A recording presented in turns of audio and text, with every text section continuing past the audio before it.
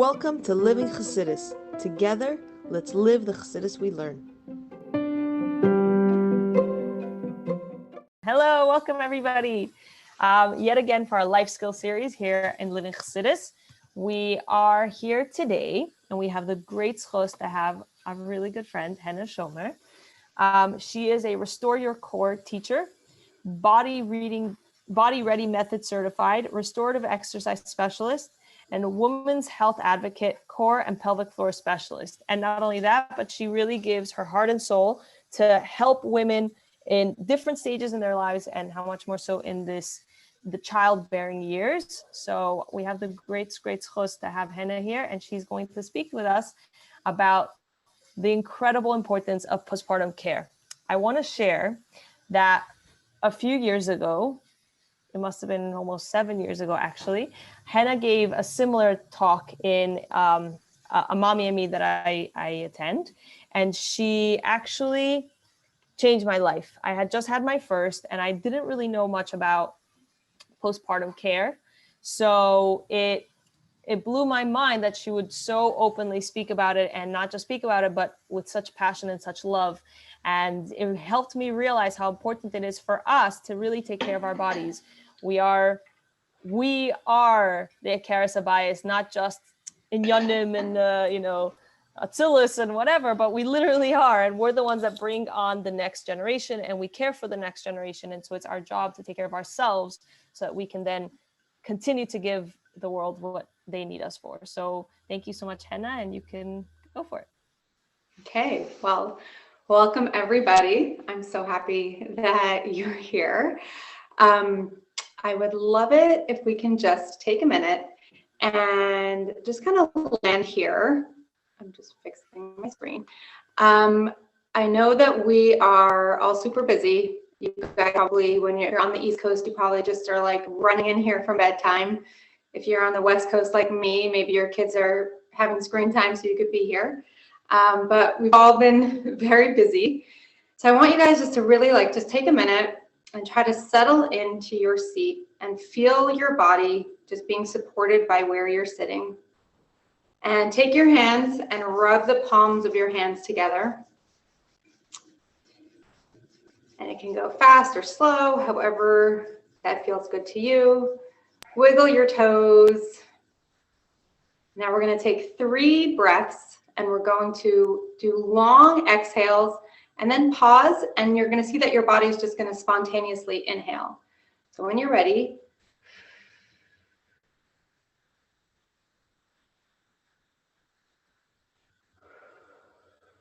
so you're just lengthening the exhale, waiting, and your body will just inhale when it's ready.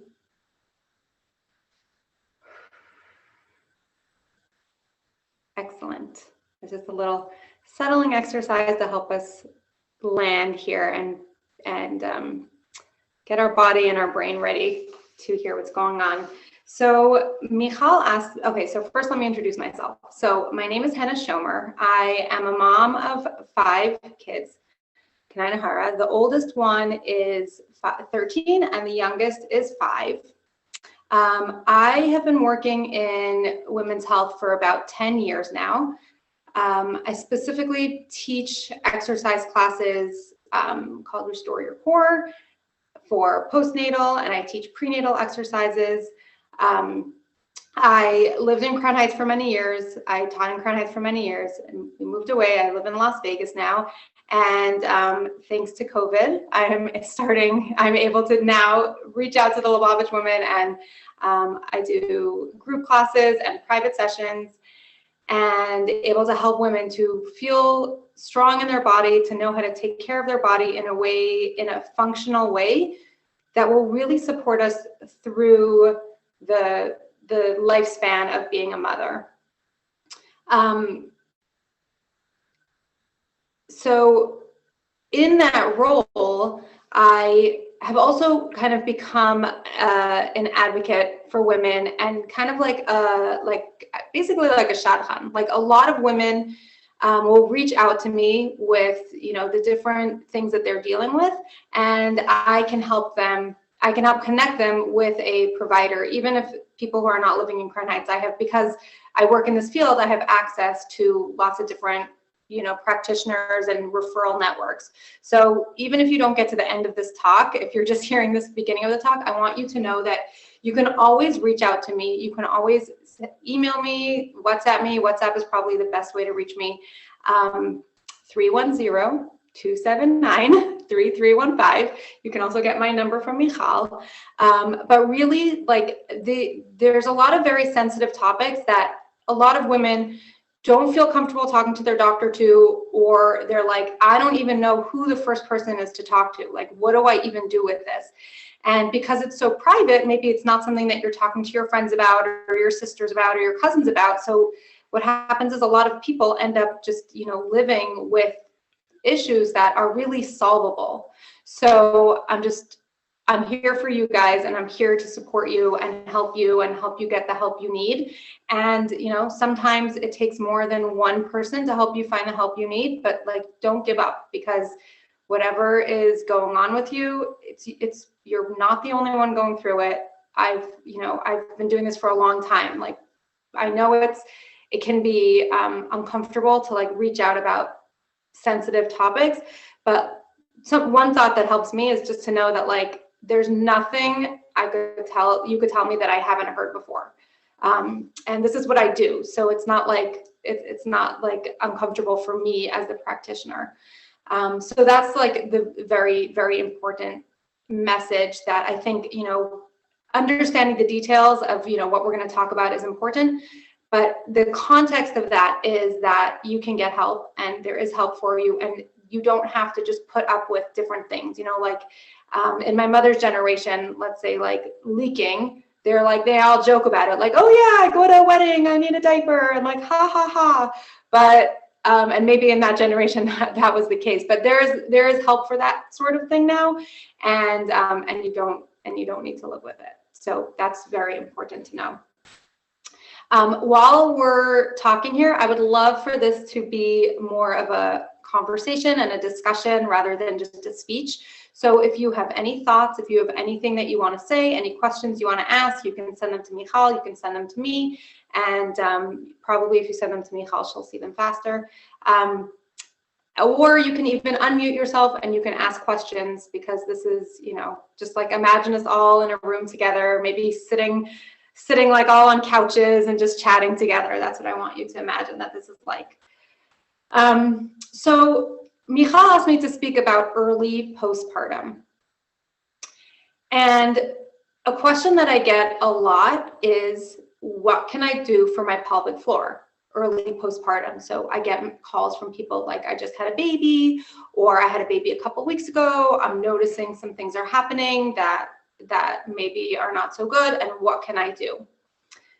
And the number one thing you can do after you have a baby for your body is to rest. Okay, this is going to be the main topic that we're going to talk about today. Thank you. So your body goes through these incredible physiological changes while you are pregnant. Now, the thing is that all those changes are mostly happening on the inside. The only thing that we see is our belly is getting bigger. And I think we kind of imagine that nothing really changes except this baby is plopped on top. But that's not the case at all.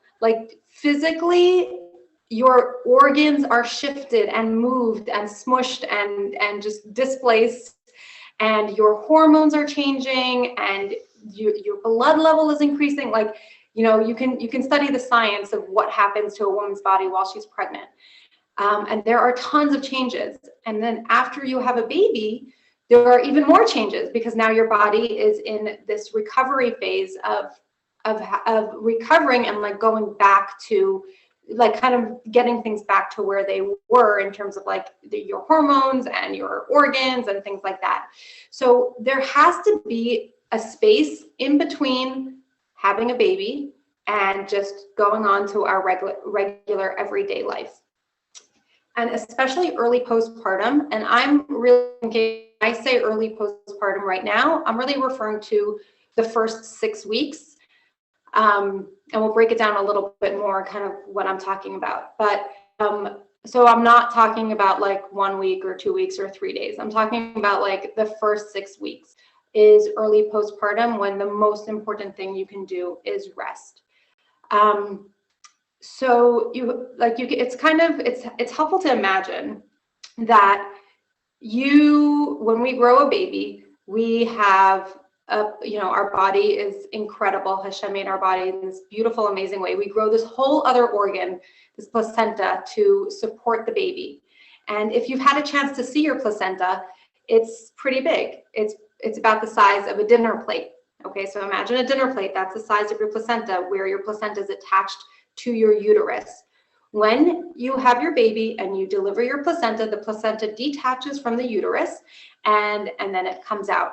And then what you're left with is this big wound that's the size of a dinner plate of where your placenta was attached to your uterus, and now that wound has to heal.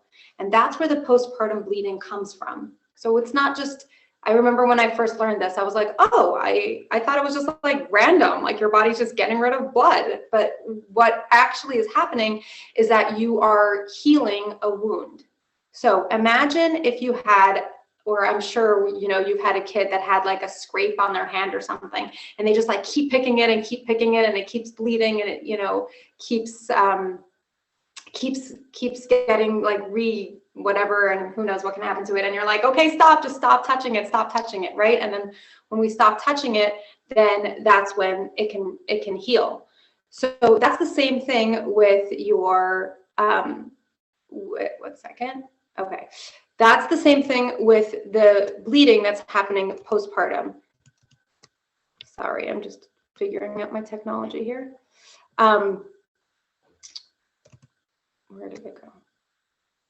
Oh, there it is. Okay.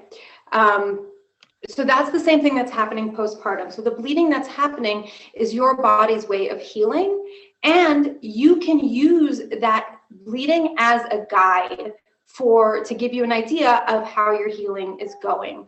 So the way I like to look at it is that if you are bleeding, you need to be resting. And when your bleeding is finished, that is giving you an indication of like a next stage of healing. It's not that when the bleeding is done, oh, poof, now everything is fine and I'm ready to just jump right into it. But the healing does give you the bleeding does give you a indication of what's going on. So, and I think it's really, really amazing that we have this built in.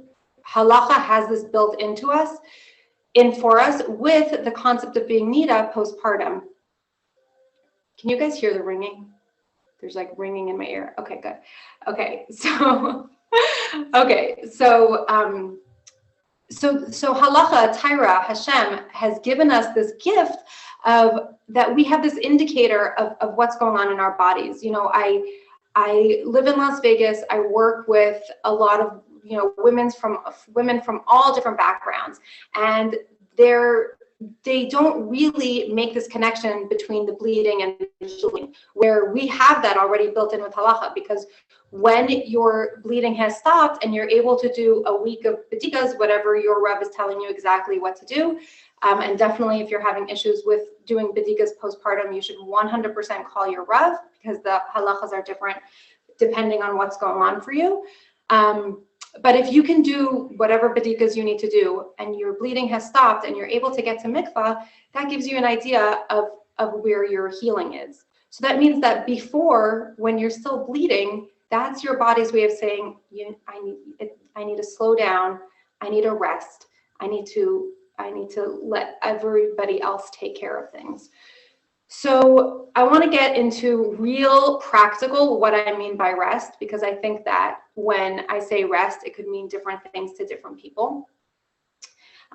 So I was very, very lucky that I had the guidance of my mashpia pretty early on, and she is also an advocate for women's health and taking care of their bodies. And she herself has had 10 kids, and she's implemented this with all her kids. So if you're thinking like, oh, I can see, you know, the practical things we're going to talk about.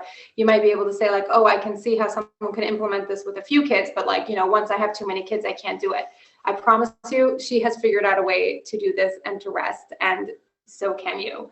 So, so the first, I like to say that the first couple weeks you should be in pajamas in bed. Okay. So the reason why you're in pajamas, you can put on fresh pajamas, but the reason why I say stay in pajamas is because that gives us that's like a reminder to us of where we're holding and what we need to be doing, right? We're not getting dressed, we're not putting on our sheitel, we're not, you know, running our kids to the bus, and we're not going to the grocery store. We are in pajamas, we are in bed, we are resting. Usually at this point, your baby has a 24-hour clock, and you know, you're just like on all the time. So it's not like you have a morning and you have a night. Maybe some people, not my babies, but so you just want to stay in bed and rest. And if all your kids are in school, you can go sneak to the couch and you can go hang out on the couch. But this is your time to really, really just rest. And that means that we have a lot of responsibilities as the mother, right? As the Karasabayas, as Michal said, right? If you just like list all the things you do all day for your family, there's a lot of things that you do. So that means that postpartum, okay, I see a question. This is a very good question. Does your body get sore from resting for so long and not moving? Yeah, okay, so that's a really good question, and thank you for bringing that up. So when I say resting and not moving, so first of all, I don't know about you guys, but for me, I'm like rocking my babies and like pacing up and down, and maybe not like the first week, but the week after that. So you are totally not allowed, like you are, when I say resting, I mean not doing anything strenuous and not doing anything that is like a responsibility. Like if it feels really good for you to walk around your house and just walking around your house, then go for it. And if you feel like you're ready to take a walk outside because you want some fresh air and you're just gonna leisurely maybe hold your baby or push your baby and take a nice stroll by yourself in the beautiful fresh weather, then like go for it, do that. But what I want you not to be doing is not doing all those things that are, like your movement should not be coming from cooking dinner and going to grocery store and bathing your other kids and putting your other kids to bed and doing the laundry and cleaning your room and mopping the floor, right? So there's a very big difference between, you know what, hey, I feel like, you know, doing whatever, or I feel like doing some gentle stretches, or I feel like doing some, you know, gentle core activation versus like now I'm going to be taking on all these responsibilities.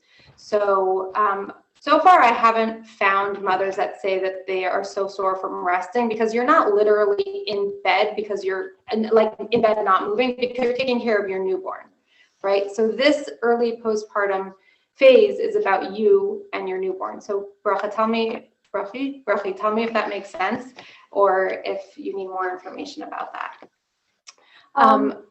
Yeah, go for it. Thanks.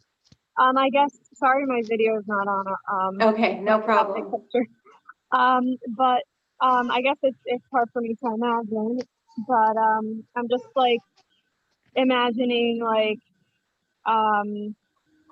getting sore, like even just like if I'm resting like during the day or laying, like my legs will hurt, my body will hurt. Like I don't know.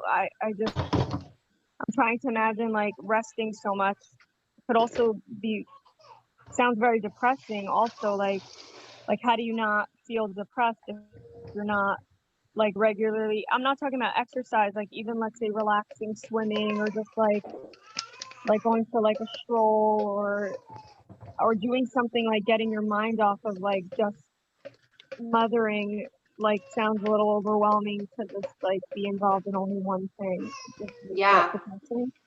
Yeah, that's a very good point.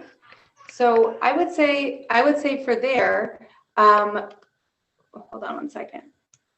I would say for that, like if you feel like it's going to be depressing, I want you to think about what brings you joy and what would be good for you and what would be good for your mental health. Is it like, do you want friends to come visit you?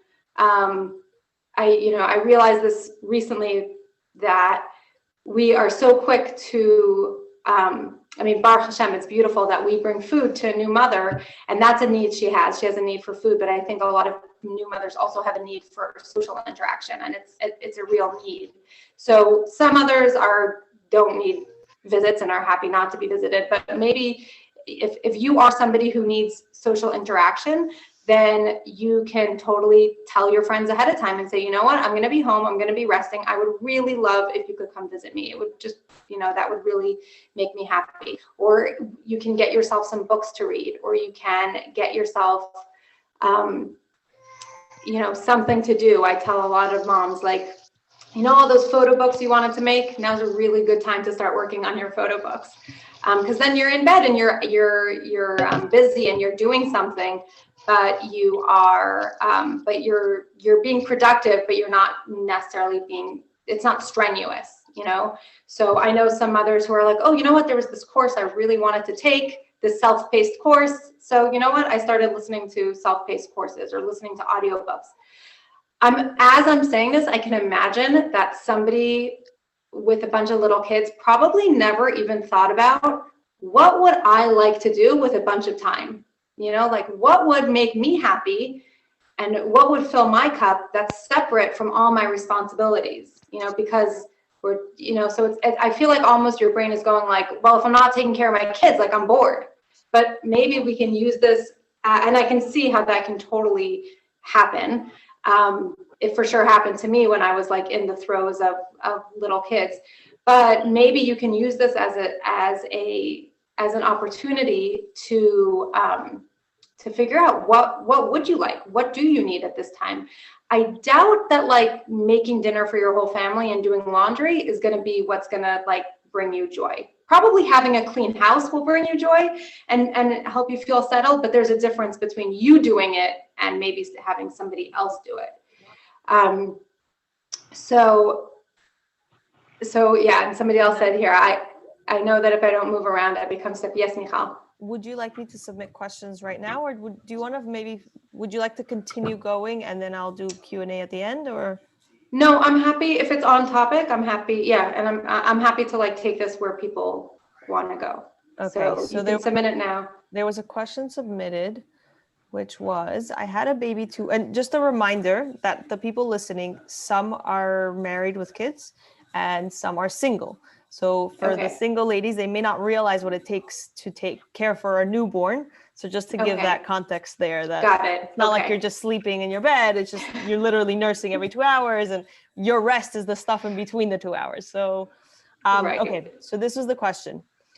So Michal, it would be helpful if someone's asking and saying like, it would be helpful to get some context then with some questions. If the person submitting the questions could give me context, that would definitely be helpful. Yeah. So this one, Baruch Hashem, has context. So the question was, I had a baby 2 weeks ago, Baruch Hashem, Mazel Tov. I used to be very active and I need to take a walk around the block each day for my sanity. Is that bad for my pelvic floor? Okay, that's an excellent question. So I would say it depends what kind of walk that you're doing. Like if your goal of the walk is, this is my mental health and this is for me, and I'm taking a nice gentle walk and not pushing yourself so much, then I would say that's amazing. That's exactly what you should be doing if that feels good to you, right? I think a very good indicator would be to see, after I take that walk, how's my bleeding? Has my bleeding increased? Was it like maybe slowing down a little bit and then I came back from my walk and now there's a lot of bleeding happening? Let's say, so if we're in a situation where the bleeding has increased, then I would say that's a note to yourself that you need to slow down a little bit and take that walk, but maybe don't take it as far or as fast. So yeah, I totally can understand needing to be active and needing to get out. And and what I like about that is she's saying that she's taking a walk for her mental health. She's not saying I'm walking to the grocery store and I'm walking to go get my kid from school, right? So the point is that at this time we're focusing, this is our time to focus on ourselves and our recovery. So yes, for the people here who have not had a baby, taking care of a newborn is a full-time job. Okay, I will speak for me and most of the people that I've spoken to. I'm sure there are some people who are like, oh, this baby is so easy, I'm so bored. Most people that I speak to, taking care of a newborn is a full-time job. So you've been pregnant, which is exhausting, right? Then you've gone through labor, which you don't know what your labor is going to be like and how many hours you're going to not get sleep. So you probably are going to be tired from that. And then you're right away given this beautiful, delicious baby that is a full-time job. They need to be held, they need to be nursed, they need to be changed, they will sleep, but yes, like Michal said, you're asleep, you know, normally with a newborn, you're nursing. I mean, Michal said every 2 hours, except that if you think about each nursing session is 45 minutes long. So if you're nursing and that 2 hours, you count from the beginning of the nursing and not the end of the nursing, you're basically doing a lot of nursing in Mirz Hashem. So, so it really is like when I talk about resting, I'm not talking about giving the newborn to somebody else. If it's your first and you have help, please take all the help you can get. So it's not all on you, but just taking care of a newborn in and of itself is a pretty full-time job, even if you're not recovering from a delivery and you're not recovering from a pregnancy. So it's not like, it really is not like you're sitting around doing nothing, like you've broken your foot, chas v'shalom, and just like, okay, I have nothing to do. Because the nature of taking care of a newborn is in and of itself is very active. Give me 1 second. Not that I have to clean the piece. Okay, so I want to talk, I'm going to answer, another question came in and I'm going to answer it, but before we get to that, I want to talk about, so this, I think that in theory, so people could hear what I'm saying and they can say, like, this is so nice in theory. Yes, resting after baby is beautiful. And like, that's so, that sounds like this like fantasy world, but in practicality, I can't make that work, or I can't even see that working, or how could that work for me? And here is the time where it's time to like, here's the practical, that we have to really come up with practical ways of how we can outsource. So if you can sit and you can make a list of everything that you do, right? So you cook dinner, you do grocery shopping, you do the laundry, you clean the house, you know, every situation is different. You have other kids you're taking care of. If those kids are in school, you're getting them ready for school, you're getting them after school. If you have a toddler and the toddler's home, you're taking care of them. So there's all this stuff that's going on that's on your plate. And now you're coming to this postpartum phase and we need to rest. So how are we going to do that? The only way we're going to do that is we're going to outsource, and we're going to hire help, either hire help or get help or be creative. And it's really, I find that for most clients that I work with, that when they can wrap their head around the fact that this is time when my body needs to rest, and this is what I'm doing for the good of my family, and they're really strong in that, like really like confident in that feeling, then the practical things work out. Especially with husbands, that when a woman is like, oh, it would be nice if you could help, the husband, like, he can kind of like pick up on that like ambivalence, and then he's like, oh, do you really need me? I have all this other stuff to do, blah, blah, blah. But when a woman is like, this is what I need, this is not a judgment on me, it has nothing to do with the fact that I'm not like not qualified. It has nothing to do with the fact that like I'm not a good enough mother, that I can't just like jump and do things. It doesn't say anything about me as a person. It just means that a postpartum mother needs to rest, and this is what her body needs, this is what her family needs, and this is what her baby needs. When you're in that mindset, then I find that like the nitty-gritty of the pieces can end up falling into place. It definitely takes creativity, and it takes outsourcing, and it takes trying to figure out how to make it all work. And it definitely takes a lot of just being okay with things not being exactly the way you want them, right? So it's on a practical level. Like when I have postpartum moms, I like to sit down with them and their husbands and say, okay, who's cooking dinner? Who's doing the grocery shopping? Who's doing the laundry? Like, let's figure all this out. who is taking the kid to school? Who's picking the kids up after school? If you have other kids at home, then for the first few weeks, who is taking care of this other kid that is normally my responsibility? So we're figuring this all out. You can, if you have family to help, you have family. If you have friends, like, hopefully you can start cultivating a culture within your friend group of like, this is what we do after we have a baby. So, oh, this person had a baby. I have a toddler. I have another, let me take your toddler for you. I'm going to take your toddler every day for a few hours. One toddler, two toddlers, not such a big deal, right? And let me help you that way. So if we can, and you can ask your friends. You can, like, I find that most times when we just put it out there, I mean, it's hard and it's vulnerable to say, I need help. Can you please help me? But I find that when we say that, your friends will be very happy to pitch in. So it's just a matter of, and you can plan it ahead of time. You can say, like, listen, I have a baby. I don't have any family that can come in. Can you take my kid for what can you help me with?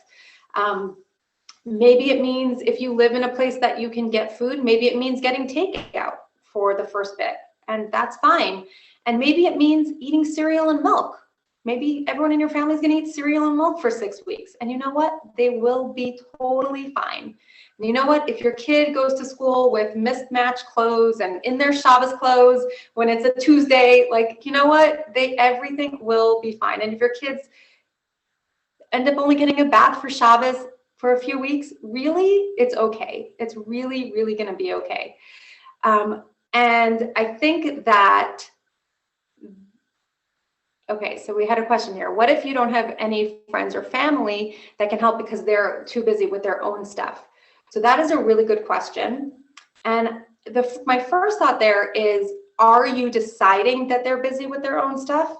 Like, are you looking at their life and just deciding, oh, they're too busy, I can't ask them? I know I do that all the time. Like, oh, I'm going to call her, but no, it's a bad time for her. I'm not going to call her. Like, I didn't give her, maybe it's bad time, but maybe it's a good time. I don't know. Like, let me give her that option instead of making making up her mind for her right away. So that would be the first thing to see if you're thinking that they're busy. Are you thinking that they're busy, or do they actually practically tell you, I'm sorry, I'm too busy, I can't help you?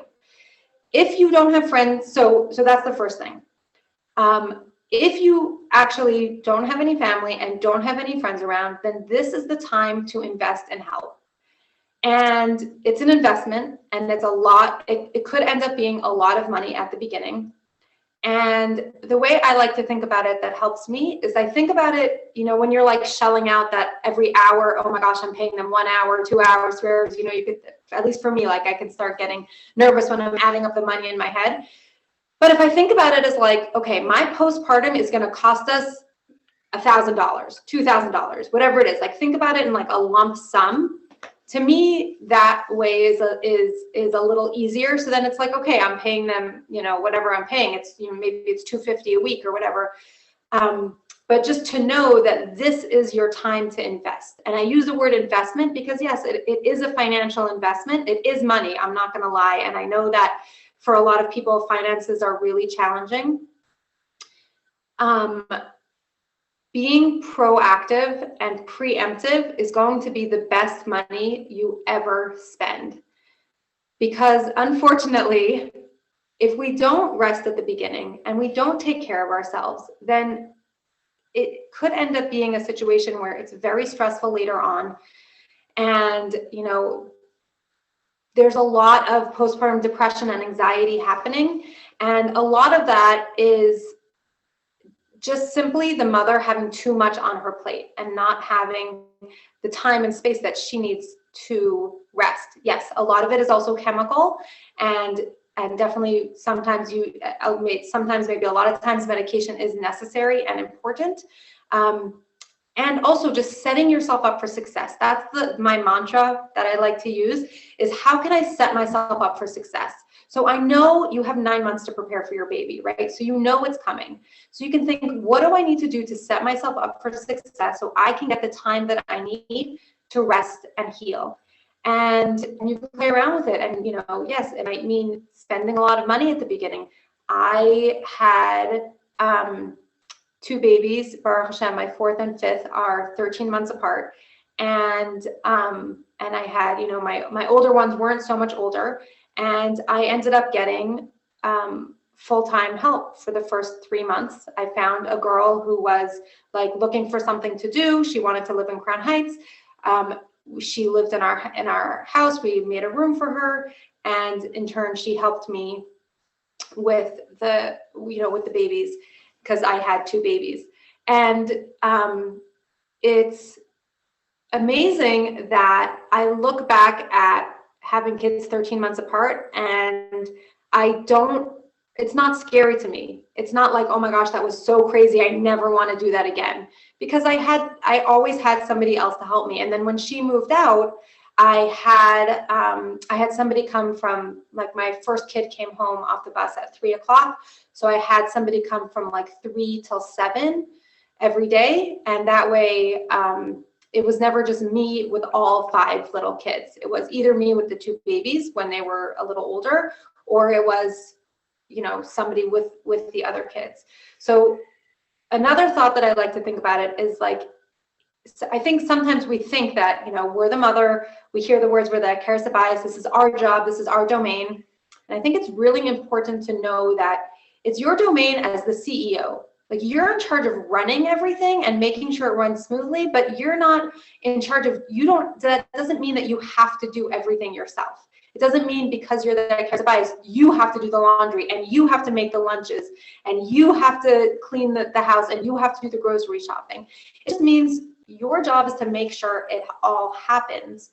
So, you know, that might mean getting other people to do it for you. And that's Mashiach times. Mashiach times is the woman of the house sits back and does what she can't outsource. So you also have to think about it, like, what could somebody else do, and what could only the mother do? Only the mother can nurse her kid. Only the mother can have that love and connection with the kids. Only the mother can be that mother figure. Can somebody else mop the floors? Yes, somebody else could mop the floors. Could somebody else cook dinner? Yes, somebody else could cook dinner.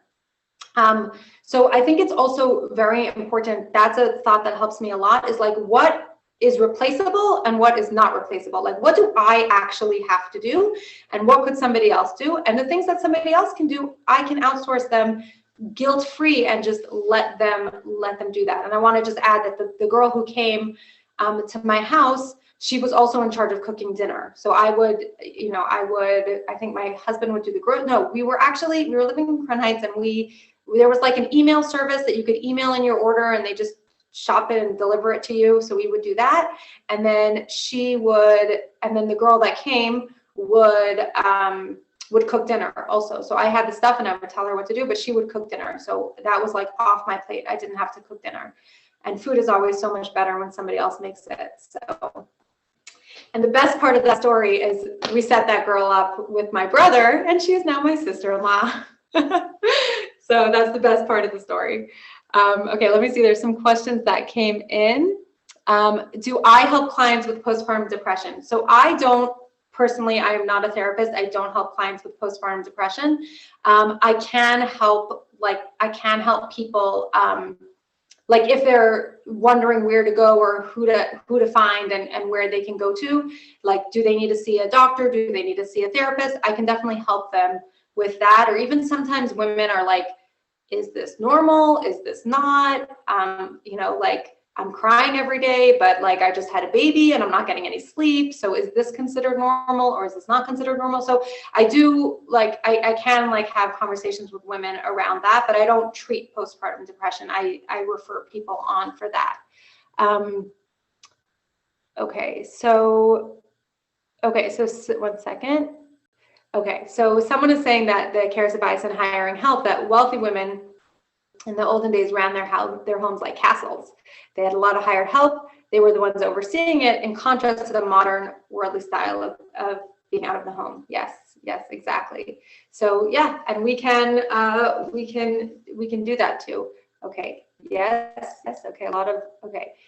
Do you know if there's any way to get money for postpartum help? I looked into it, and the only option I found was where I live is $32 an hour, and I don't want to have help because I don't want to not have help, but is there anyone that can help with funding? That is a very good question. I do not know about that.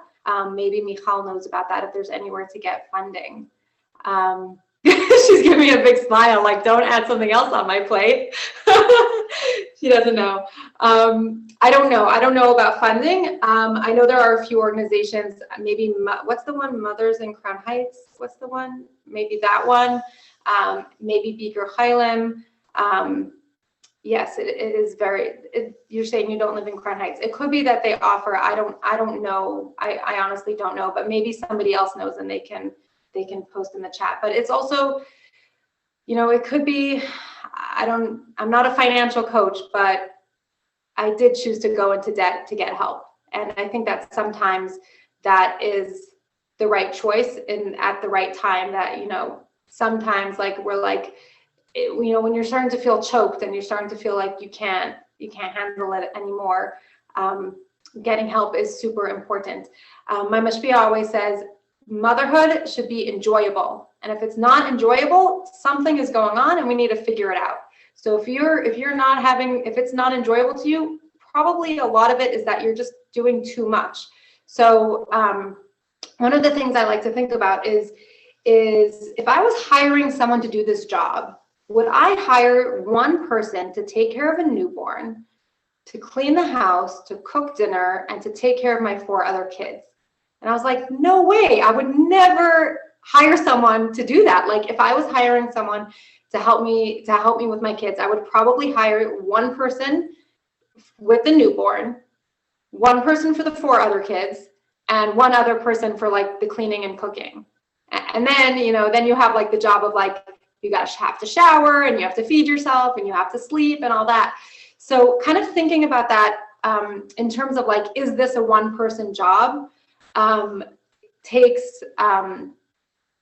some of the judgment out of it. Like, what's wrong with me? Why can't I do it? Like, I know that there's some people that say like, oh, even when your kids are older and you're not postpartum, like, you know, the after dinner, the after school rush can be very, very intense. And depending what your husband does, you know, you could be on your own with all the kids. And I just like to think about it like, is it a one-person job to get 3, 4, 5 plus kids? Like dinner, homework, bath, bed, like, is that a one-person job? No, I don't think that's a one-person job. So then we see what we can do to help. And, you know, depending where you live, there are creative ways of trying to find, you know, you don't necessarily need a high school girl if you're going to be home. Like maybe you can find a 7th grader or an 8th grader who won't charge you so much, you know. But I really think that once you're in the right mindset of, this is not about me, this is just the neutral fact that this is not a one-person job. This is a neutral fact that woman after having a baby needs to rest. This is not about my capabilities. This is not about me as a person. This is not about me being a good mother or a bad mother or a good wife or a bad wife. Like once you have that mindset and that's the view that you're looking at things, everything else is going to fall into place. You're going to figure it out. When you're like, I don't know, do I really need this? Is it really important? I don't know. Then it's like, then there's space for all the, you know, the doubts to come in. But once you're like really strong and like, no, actually, this is what a mother needs, then you're going to find a way to do it. So I don't know if that helps with nitty-gritty questions. Like, yes, we can definitely, every situation is different and it does take a lot of creativity and asking for help and being creative in the way that you need help. But I think it really is about just looking at it through the view of, what do I need and how can I get it? And I don't have to apologize for my needs, and I don't have to apologize for the fact that I'm tired. Like if I'm tired and I need a nap, I can get a nap, and I don't need that. That doesn't say anything bad about me, and it doesn't say anything, I'm not less capable. I think part of what we can use the opportunity, and I think that for a lot of moms with little kids and in the postpartum stage, we kind of like forget about this, but you can use this time to really start paying attention to your own body and your own needs. Like, what do I need right now? And I can get those needs are valid, and I can get those needs met. I don't have to apologize for them. Like if I need some good food and I can't make it myself, so I'm going to buy a salad from wherever it is for, you know, however much it's going to cost, because that's what I need right now. that's okay. You're allowed to feed yourself. And if you need to get extra help, you get yourself extra help. And if you need sleep, you get yourself sleep. Like, pay attention to your own needs and learn how to fill those needs. Maybe we can't always fill them exactly. Maybe we have to be creative of how can I fill those needs, but that comes with like an underlying understanding of my needs are valid. My needs are, if I have it, I'm worth it. I'm a worthy person, and I can fill those needs. And I think that's probably something that we can use this opportunity to work on. Okay, so one. Can you hear me? Yes. Yeah. Okay. Yeah. So there was a question about losing baby pounds. When can I start getting on that? Oh, I love this question. Okay, so I think I want to preface this question with when I had one of my babies. My oldest is a daughter, and she just said to me, like, very matter-of-factly, like, "Oh, mommy, it took 9 months for your belly to grow. It's going to take 9 months to go back to normal." And I was like, "Yeah, actually, yes, that's exactly how it is." So I think that after kind of sharing your body for 9 months, a lot of us are very anxious to, like, okay, I want to get my body back. And it's really, really important to understand that, yes, it took 9 months for your body to grow this baby. And it takes time for your body to get back to normal. It takes a long time. It takes about, I would say 9 months at the minimum is when you can expect, like, yes, there are those special, lovely people who we love so much who like are wearing their pre-pregnancy clothes at their baby's breasts, and yay for them. But most of us are not like that. That's just not really the way our body works. I think it's also very important to understand that while you're nursing, so for some people, nursing, the pounds just fly off. Unfortunately, I'm not one of those people, but for a lot of people, while you're nursing, your body needs to hold on to extra pounds, because it actually, this is the crazy thing, it takes your body more calories to make milk than it does to be pregnant. I think that's mind-blowing. Like, so if it takes your body more calories, it means that your body needs more calories. So really, it's a really good idea to kind of like acknowledge those feelings of wanting to get your body back and say, I hear you. I hear that's important to you. What we're going to do is we're going to take those feelings and we're going to put them in a little box, and we're going to put them to the side, and we're going to readdress those maybe when my baby is 9 or 10 months old. And instead of focusing on losing weight in that time, we're going to focus on eating healthy food. Like, now is the time to eat. Now is the time to eat and not to be restricting calories. It's not the time to be focusing on getting back into exercising to lose weight. And then so Michal, just repeat the question again to make sure I answered everything I wanted to say. The question is, when can I start working out so I can lose my baby pounds again? Okay. So yes. So the Restore Your Core, the core program that I teach, we actually I don't have women in my class until they are 12 weeks postpartum.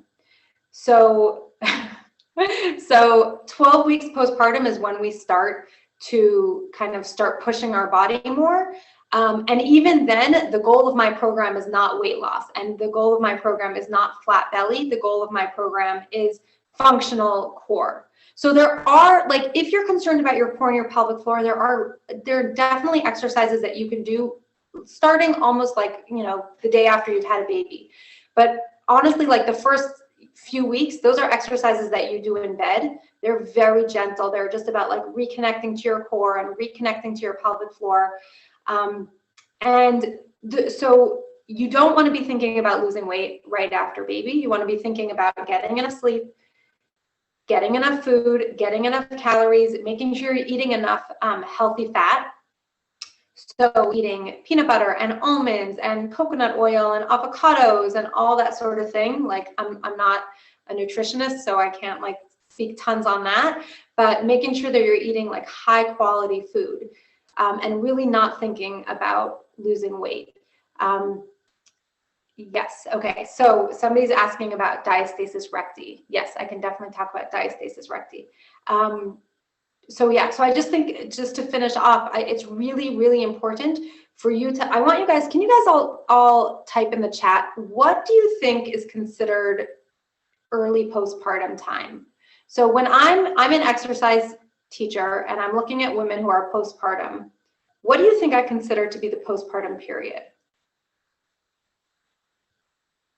So we've been talking a lot about early postpartum, and early postpartum, when your body needs a lot of rest, is what I consider 6 weeks. But what would you consider a full postpartum? Like, when is a mom still considered postpartum?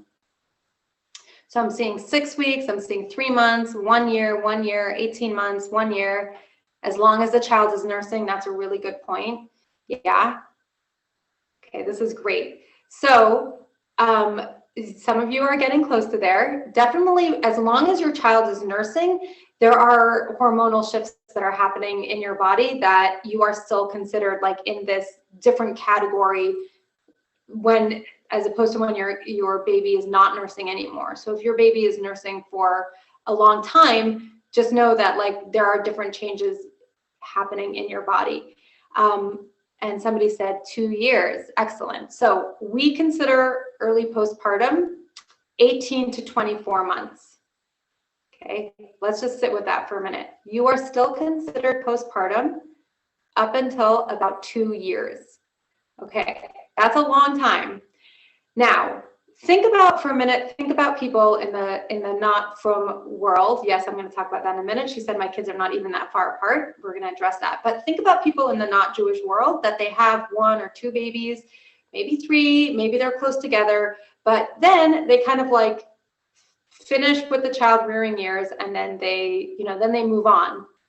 For us, we're mostly going into a stage of, not everybody, but for a lot of women, we're going to a stage of like prenatal, postnatal, prenatal, postnatal, prenatal, postnatal, right? So we don't have time in between.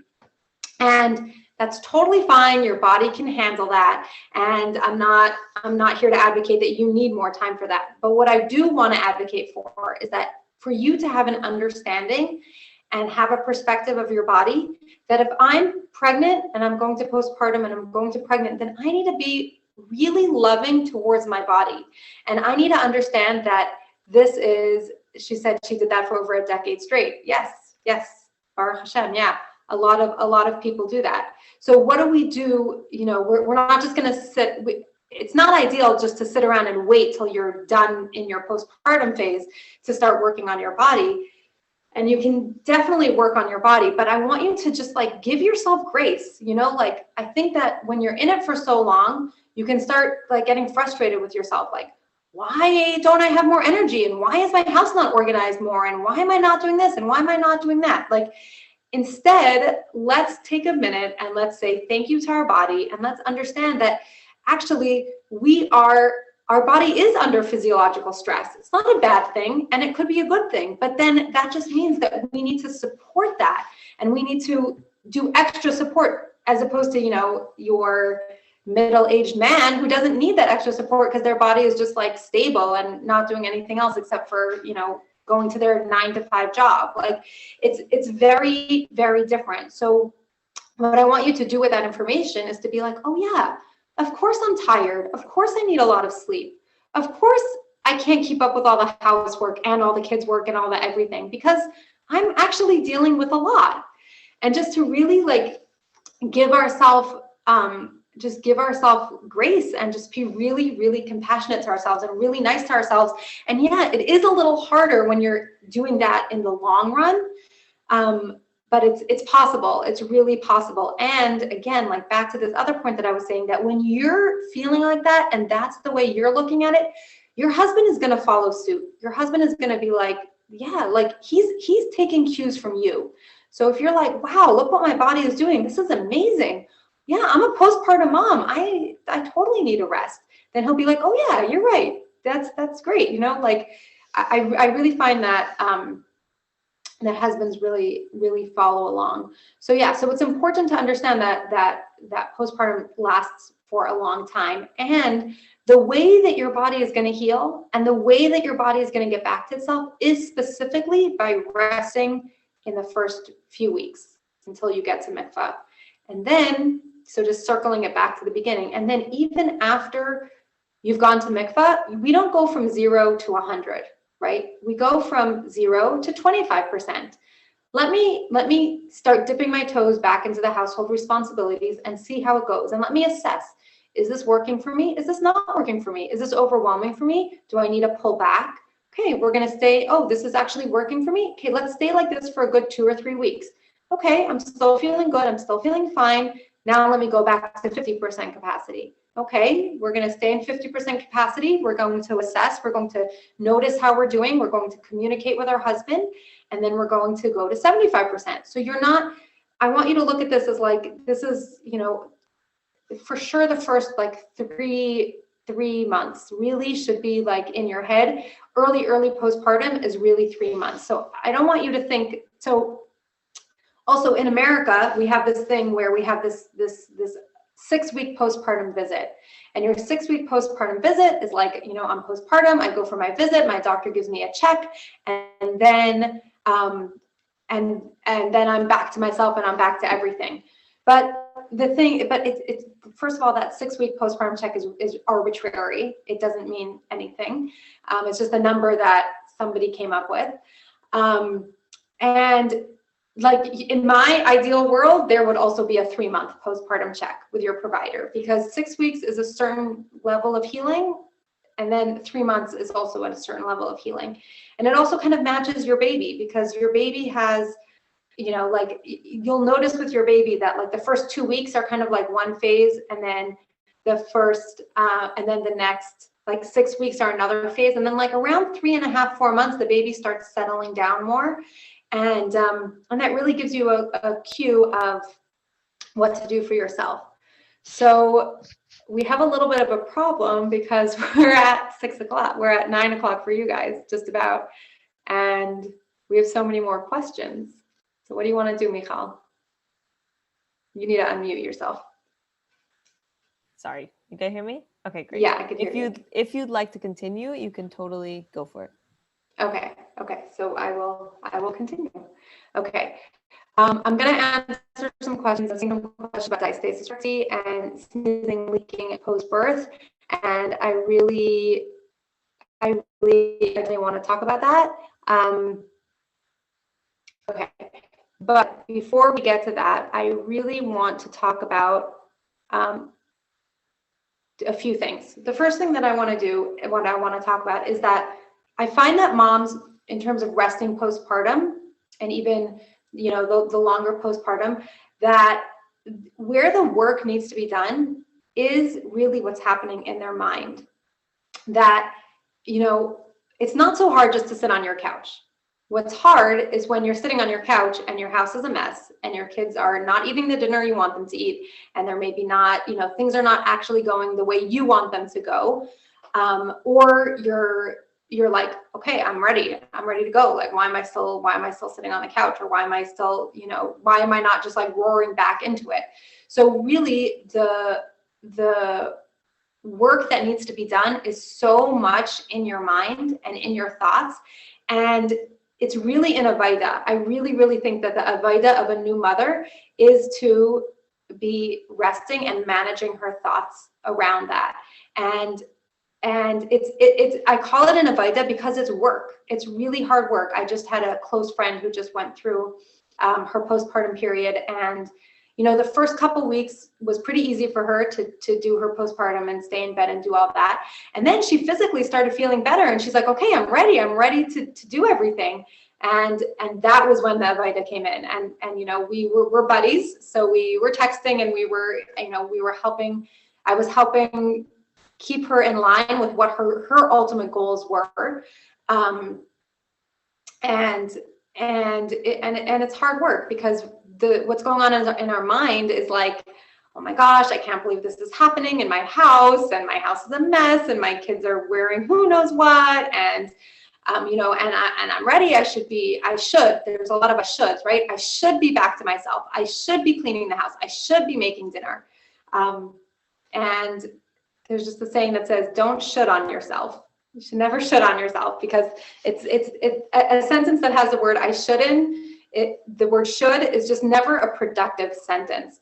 So really, if you hear yourself saying I should, then you can just back up and say, you know what, I'm going to use this opportunity to be compassionate to myself and to be kind to myself and talk to myself the way I would want my friend, the way I would talk to my friend. So that's very important. That I want you to notice, to just start noticing like what's going through your mind and start paying attention to your thoughts. And your thoughts are, right? Your thoughts really are what's going to drive your emotions, and that's going to drive your actions. So that's very important. One thing that, and then the other thing that I want to say is that healing does take time. Like the reason why I want you to rest at the beginning is because healing takes time. I have a lot of clients that reach out to me like 2 or 3 weeks postpartum, and they're like super nervous about things that are happening in their pelvic floor and things that are happening in their body. If you've heard of a prolapse, they'll be nervous about prolapse or nervous about a lot of leaking going on. And when I check back in with them, like 12 weeks, when they're 12 weeks postpartum, they're like, oh, you know what? Actually, a lot of that resolved on its own. So if you're having symptoms early on, definitely reach out, because there are, again, there are things you can do, and it's good to be aware of it. But it's also good to hold that space of, healing. It takes time for my body to heal, and what I'm experiencing 2 to 3 weeks postpartum is going to be different 3 months postpartum, and it's going to be different 9 months postpartum, 6 months postpartum, 9 months postpartum. So just to like really, your body is really changing, and it's really getting back to yourself. So if you're experiencing things at the beginning, just know it could get better. If it doesn't get better, then that's when you want to reach out. So then you want to reach out if it's not getting better. I want to get into like the pelvic floor and core stuff, but before we do that, I want to talk about intimacy post-baby. So one of the reasons why I think a 3-month postpartum checkup would be great is because at 6 weeks, most women have either just gone to the mikveh or going to be going to the mikveh in a few weeks.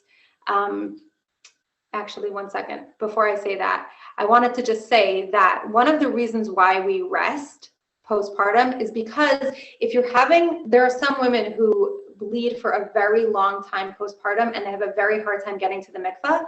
And as a practitioner, there are like physical reasons why, like there could be something called a retained placenta, be having some stuff going on that is causing you to bleed. If you're so busy and you're going around town and you're walking everywhere and running to programs and shopping and grocery shopping, it's very hard as a practitioner for me to parse out if you're bleeding because you're doing too much or if you're bleeding because there's a problem. So if you've been resting and you're saying I'm resting and it's 5 weeks and it's 6 weeks and I'm still bleeding and I can't get a hefsek and I can't get clean bedikas, then it gives me more information. So it is definitely very important to pay attention to bleeding postpartum. There's a huge range to when people stop bleeding postpartum. And you could fall anywhere in the earlier part, you could fall anywhere in the later part. It's all totally normal. But you do want to keep an eye on it, because if it is kind of like not getting better and not resolving, then you do want to see your practitioner. Like, it would be kind of sad if it's like, you're 9-10 weeks postpartum and then only then you go look into it and you've just something happened and they can help you and then you're able to get clean and go to mikvah. Like, we don't want to waste time. We don't need to waste time. So you do want to like be resting so that you can be paying attention. And if you do find yourself bleeding and it's not resolving, then reach out to your doula, reach out to your midwife, reach out to Michal, I'm sure can help you with that sort of thing. And I think there's a whole, what is it called, Taharenu? Yes, there's a whole organization called Taharenu that they specifically help women with trying to, get clean bedikas and stuff to go to mikvah. So if that's you, just know that there are resources out there, and you don't just need to be like, oh gosh, another one. It's not, I'm not able, this badika is not working. Oh, another one. Like reach out, because they're able for that. And there are sometimes real reasons for the bleeding to continue that we can resolve. So that brings us into intimacy after baby. So a lot of times, right, you go to your practitioner, and at your 6-week postpartum visit or whenever it is, and you maybe don't even know what's going on with your body if you haven't even gone to mikveh yet. Like, there are definitely some people who their doctors tell them to wait to do bedikas until their 6-week visit. My midwife didn't tell me that. So it's really you speak to your midwife. My midwife told me that as long as I'm feeling comfortable and ready, she's like, she's not Jewish at all, but she's like, if you could do a bedika, you're fine. Like, that's a good indicator for yourself. So, but again, then I'm not giving you medical advice. Check in with your provider. But what I'm saying is that you go to your postpartum visit and you maybe don't even have a chance to talk about how intimacy is going postpartum. So if it's your first kid, right, or if it's even future babies, like, intimacy postpartum it might be a completely different experience than how it was before you had your baby. And I want you to know that there is like a whole range of what is normal and what you're going to be experiencing. But underlying that is that pain with intimacy is not a good sign. So what I want you guys to be paying attention for is discomfort versus pain. And or if you do feel like you're describing it as pain, is it getting better with each time? So you should be able to see some sort of progress. And again, timeline is different for each person.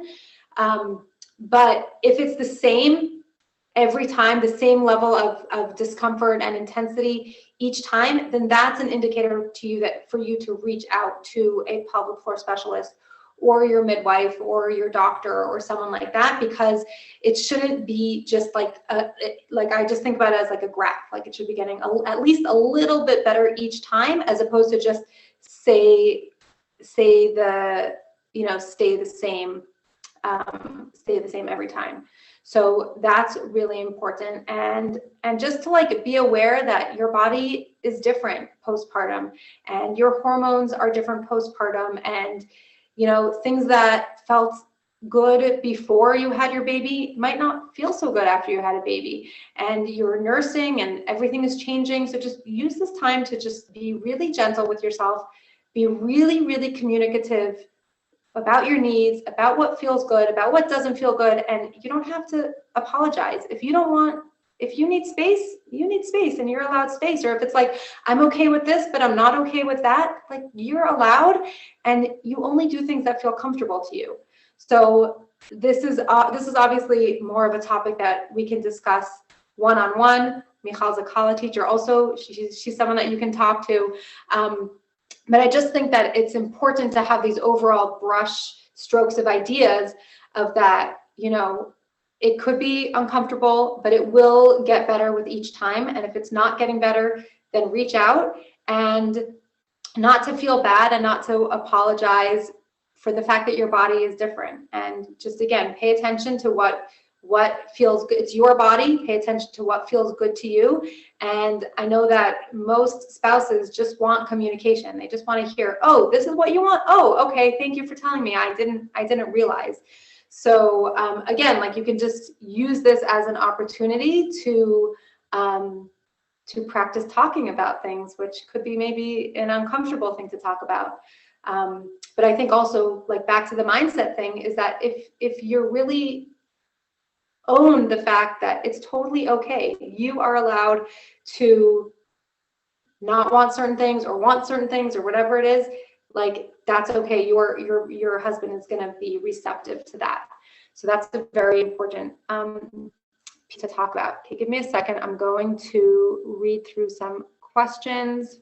Okay, so it's somebody who, Baruch Hashem B'Shah Tova, she's 4 months pregnant, and she hasn't been able to do any sort of heavy lifting, and she's very reliant on her husband because of all the symptoms that she's dealing with. So her question is, will my life ever be the same again after birth? When can we carry or lift, etc., without feeling pain or deep breathing? And yeah, I feel like it's a common question. Okay, so she's 4 months pregnant and she can't lift things because of her symptoms? Yes, correct. Yeah. Okay. Okay. So I definitely have so many questions to ask this person to get more information so I can better help them. But I would say overall, let's assume that the symptoms are like maybe back pain and maybe leaking in pregnancy, and things like that. If we're going to assume that it's those kind of things, then you can, I would say working with someone like me who specifically can help you with specific exercises of what you can do to help with these specific symptoms would it be helpful, because hopefully, like, Hashem designed our body to be able to be pregnant and to be able to have babies and to be able to have as many babies as we want. So we just want to kind of like figure out what's going on. Like, is it the way that you're doing it? Is it that your core needs to be stronger? Is it that, something else is going on? So yeah, I don't know if I answered that question properly, but when will you be able to get back to yourself? I think it's like, it is an investment, like depending on what's going on with you. Your body is so smart, and your body is like, will be sending up messages to you saying, please give me some attention. I need some love right over here. So if there's leaking, if there's pain, that's just your body's way of saying, like, I need some attention, and finding the right person to speak to who could help you. Like, maybe it could be that you need exercises. Maybe it means you need some good body work. Maybe, it's a nutrition thing. I don't know, but, definitely reach out and we can talk about your situation more specifically. But I think that when we give ourselves healing, when we give ourselves time to rest, when we are smart with the way that we're using our body, then we can definitely get back to ourselves. Can I give an example of a core exercise? Let's do that next time. Yes, thank you very much. Okay, so Henna, have you ever had a Zoom selfie? I don't think so. Well, at Living Chassidus, we used to always have a selfie with our speaker. So everyone's welcome. You do not have to, if you don't want to, but if you would like, you can turn on your camera. And Bracha, our dear friend, is going to be telling us when to smile, and we just smile, and that's it. Okay. Oh, it's so nice to see everyone's beautiful faces now. Should have said this at the beginning, right? Yeah. So Bracha, you'll let us know. Okay, so she gave a thumbs up. So everyone take a smile. And we don't know when to stop, Bracha. I mean, we should always smile, but...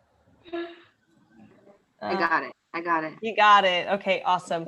Everyone, you're invited to join us at Living Chassidus. Check out all of our social media, and you can watch this recording, Mitzvah Hashem. It'll be up on our YouTube channel, so search Living Chassidus on YouTube. And it'll also be in all of our podcasting platforms. I know Henna's a big fan, so shout out to Dina for putting all of our classes on podcasts. So you can search Living Chassidus, and I'll see you guys next time. Okay, so there's a few questions coming in about pelvic floor stuff and core stuff.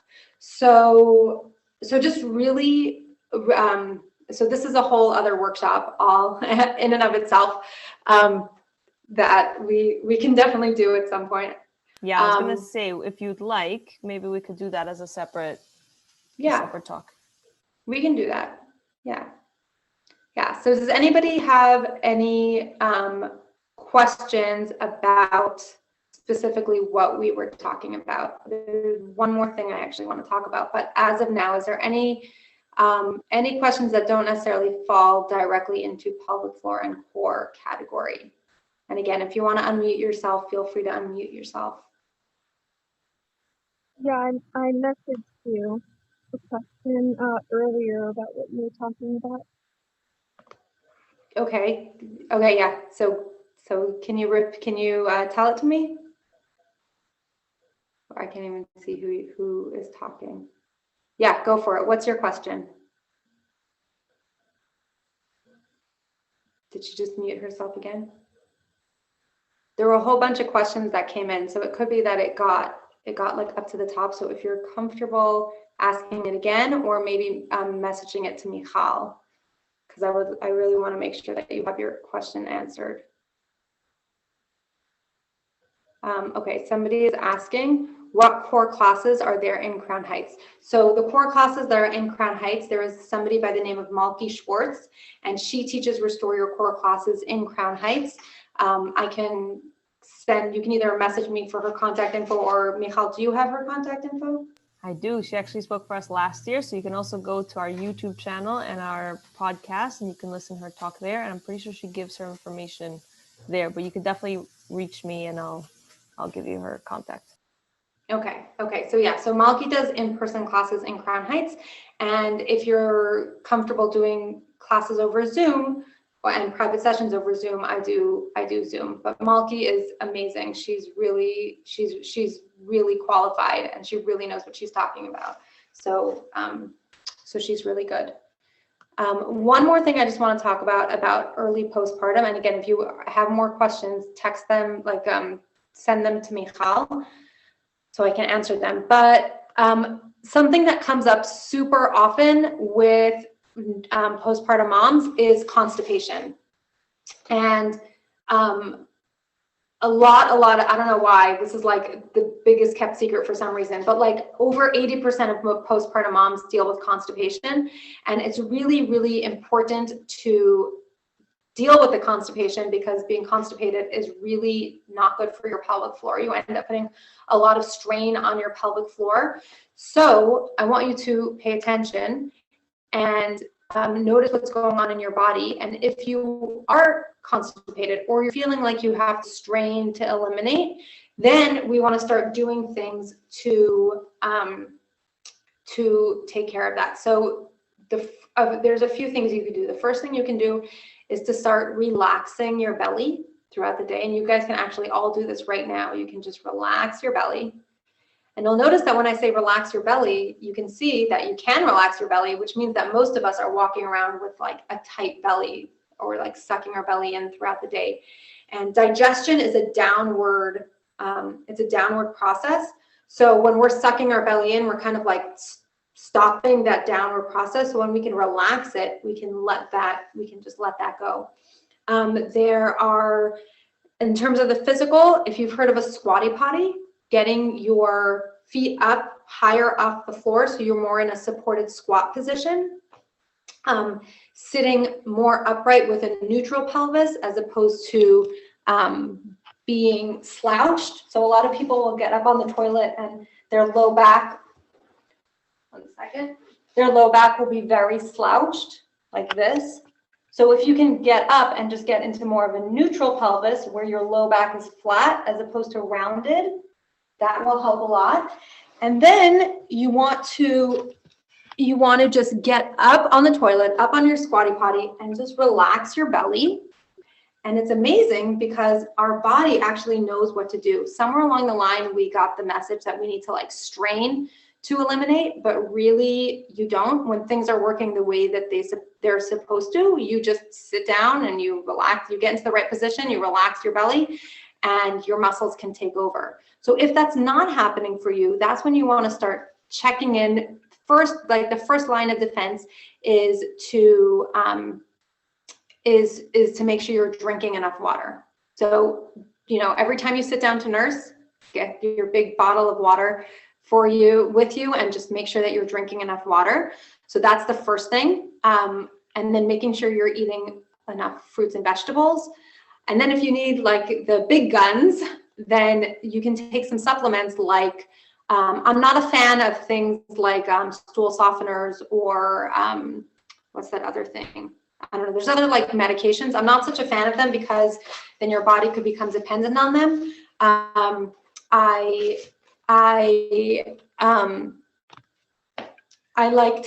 like recommending, my clients find that taking magnesium is really helpful. If you Google Dr. Aviva Ram and constipation, she has magnesium, and I think it's Dr. Aviva Ram and magnesium. She says there what what kind of dose, which type of magnesium, but taking something like magnesium, vitamin C, which probably your body needs anyway, and vitamin C, then you can take like fiber, like straight fiber, like something like psyllium husks, and you just want to take it to the point that your stool is like, it just passes easily, and it's not something that you have to think about. If you, what was I going to say about that? The psyllium husks, you just take until you take as much as you need, and you can kind of like titrate it yourself. But you just want your stool to come out easily. It shouldn't be a big deal. This is what I was going to say, is that knowing this, it's just something to really helpful to just preempt this, that like, if you know you're going to have a baby, just know that that this might be an issue, and just, proactively have your fiber ready, have your magnesium, have your vitamin C, or whatever it is that you're going to do. Your water, make sure you're drinking enough water. Like, I literally cannot say that enough. You really need a lot of water when you are early postpartum, and especially if you're nursing. So, but to kind of like be proactive and not wait till you're postpartum and you have a 1-week-old baby and you're like, oh my gosh, I have to send someone to get me this and I need that. So you can have that ready. There's some in the chat, they're saying that, mom said that fennel tea helps and cooked beets help.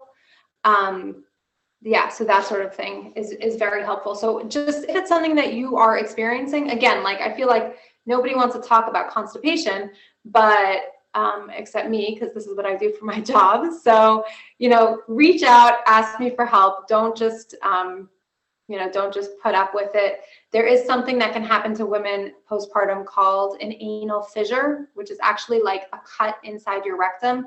And then every time you go to the bathroom, it's super painful. And that a lot of times that happens after being constipated for a long time. So if you are dealing with that, you can reach out. I can help you with that.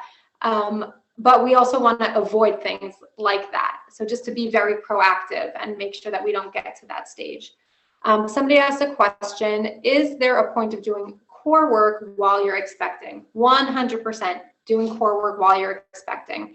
I feel like this topic is kind of like the overall title of this topic is that if you think about motherhood, so much of motherhood is really, really physical, right? Like there's a lot emotional that goes in, and there's a lot mental that goes in, but there is so much physical that goes in.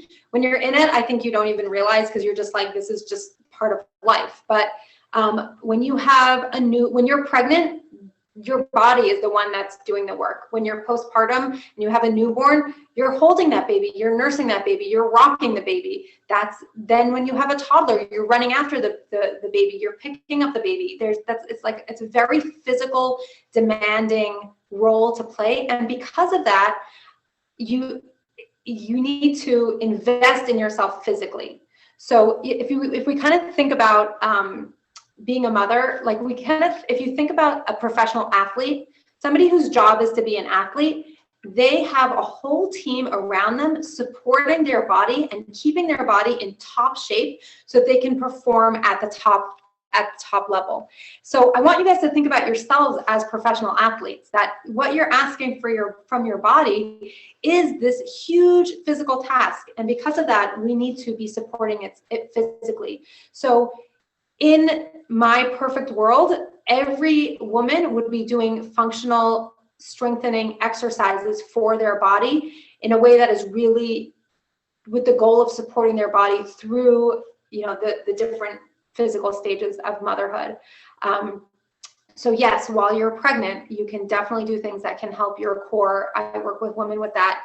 You can be doing things postpartum. You should be doing things like, even though we were talking about like that cycle of going from like pregnancy to postpartum to pregnancy to postpartum, now's your, just think about that and think about, okay, that means that I have to be investing in my body physically. I have to be getting enough rest. I have to be eating enough food and quality food, and I have to be exercising. Like I remember I was speaking to a physical therapist in in Brooklyn. She doesn't live in Brooklyn anymore, but she was like, yes, I had a client. She has 13 kids, and she came to me after her 13 kids to start working on her core and pelvic floor. And the PT was like, I can help her, but I could have helped her a lot more if she would have come to me along the way instead of just waiting till the end. So really thinking about getting pelvic floor help, getting core help, getting body help while you're going through this stage. And this is not just like oh, it would be so nice if we did this. This is like your body needs this, and we need to invest in our body. Okay, so somebody here is saying that she did see a pelvic floor therapist during pregnancy, and that pelvic floor PT said there wasn't much that she could do during pregnancy, but would need to do after. Okay, so there are definitely different schools of thought, and I don't know this PT, and I don't know how she was trained, but definitely the work that I do with pregnant women is very helpful for them. It's helpful for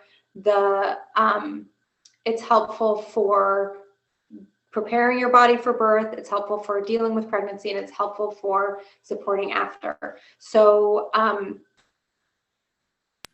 okay, so yeah, go ahead. Okay, so I'm thinking maybe we'll do one more question in regards to rest, and I have one here, and then maybe we could schedule one about pelvic floor and core work and that stuff. Is that okay with you? Sure, yes. And what would be great is if everybody who has questions that were not covered today, maybe tonight while it's on your mind, just message them to Michal, and then Michal can, I'm giving her another job. Michal can send them my way, please. Absolutely.